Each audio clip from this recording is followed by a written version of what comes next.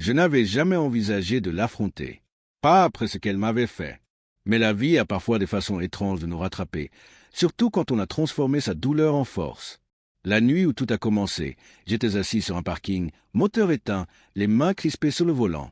Ma voiture sentait le vieux café et les vêtements trempés par la pluie. C'était ma 3e nuit là-bas. 18 ans, pas de maison, pas d'études supérieures, et tout ça à cause d'elle, ma mère. Quand j'étais petite, elle me disait « J'économise chaque centime pour ton avenir. Chaque carte d'anniversaire de mes grands-parents, chaque paie de job d'été, je le mettrai de côté pour tes études. » Je la croyais parce qu'on est censé croire sa mère. Elle était mon guide jusqu'à ce qu'elle le trahisse pour un apport. C'était un mois avant la remise des diplômes quand j'ai appris la nouvelle. Ma lettre d'admission à l'université était sur le comptoir. 45 000 $ de frais de scolarité à payer dans 2 semaines. J'étais fier, terrifié et prête. Et puis, je l'ai entendu au téléphone. Sa voix était douce, presque coupable. « Ne t'inquiète pas, ma chérie. J'ai utilisé son argent pour tes études afin de payer l'acompte de ta maison. Tu mérites un bon départ. » J'ai eu le cœur serré. Son argent, mon avenir, tout ça pour elle, ma sœur aînée, Lily. Ce soir-là, je l'ai confrontée. Elle n'a même pas bronché. « C'est de l'argent de famille, » a-t-elle dit. « Tu comprendras un jour. » Puis elle m'a tourné le dos comme si j'étais une ingrate.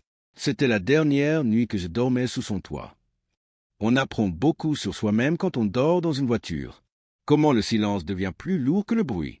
Comment la colère vous réchauffe quand rien d'autre ne le fait.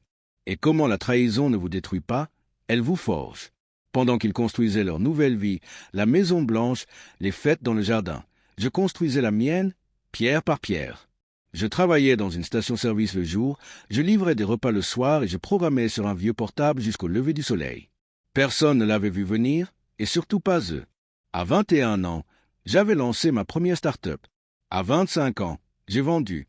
À 26 ans, j'étais millionnaire. Mais l'argent n'était pas la victoire. C'était le contrôle. Des années ont passé avant que je les revoie. C'était à la fête prénatale de Lily. J'étais invité par une amie commune. Sans doute une erreur, mais j'y suis allé, non par nostalgie, mais par conviction. Je suis arrivé discrètement. Pas d'arrivée en grande pompe, pas de voiture de luxe, juste un costume sur mesure et un sourire serein. Quand ma mère m'a vu, elle a pâli. « David, je ne pensais pas que tu serais invité. » Ai-je conclu. Moi non plus. La maison était magnifique, celle-là même que mes économies avaient achetée pour mes études. Chaque mur semblait murmurer « À moi ». Elle essayait de jouer les hôtesses parfaites, mais la culpabilité transparaissait dans chacun de ses regards. Lily, rayonnante et satisfaite d'elle-même, m'a présenté à son mari, un homme qui semblait n'avoir jamais connu la moindre difficulté. Il m'a serré la main et a dit « Ta mère m'a dit que tu avais fait une pause dans tes études. Tant mieux si ça a marché pour toi. » J'ai souri.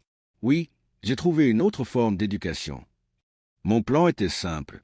Je ne voulais pas de leurs excuses. Je voulais leur dépendance. Et je l'obtiendrais bientôt. 6 mois plus tard, le mari de Lily m'a appelé.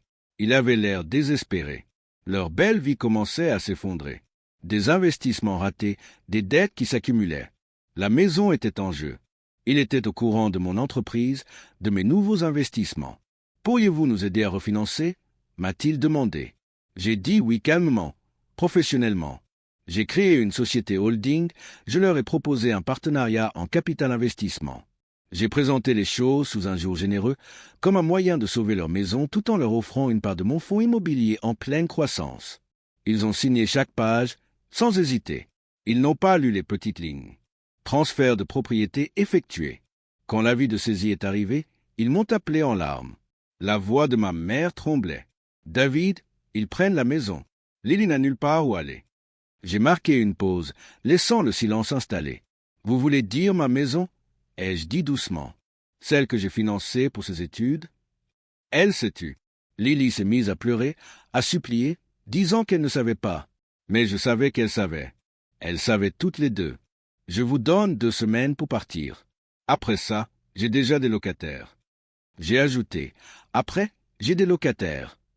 Le jour de leur départ, je me tenais de l'autre côté de la rue, des cartons empilés dans l'allée. Maman évitait mon regard. Lily plairait sans cesse.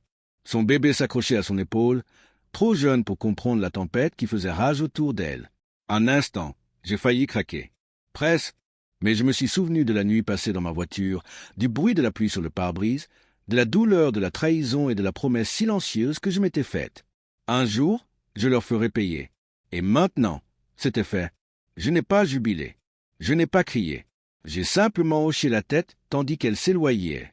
Parfois, la vengeance n'a pas besoin de bruit. Parfois, la justice murmure et son murmure est synonyme de paix. J'ai traversé la maison vide. Les murs résonnaient d'un froid sourd. Puis j'ai souri. Ils m'ont pris ma maison quand j'avais 18 ans. Maintenant, à 30 ans, je la reprends.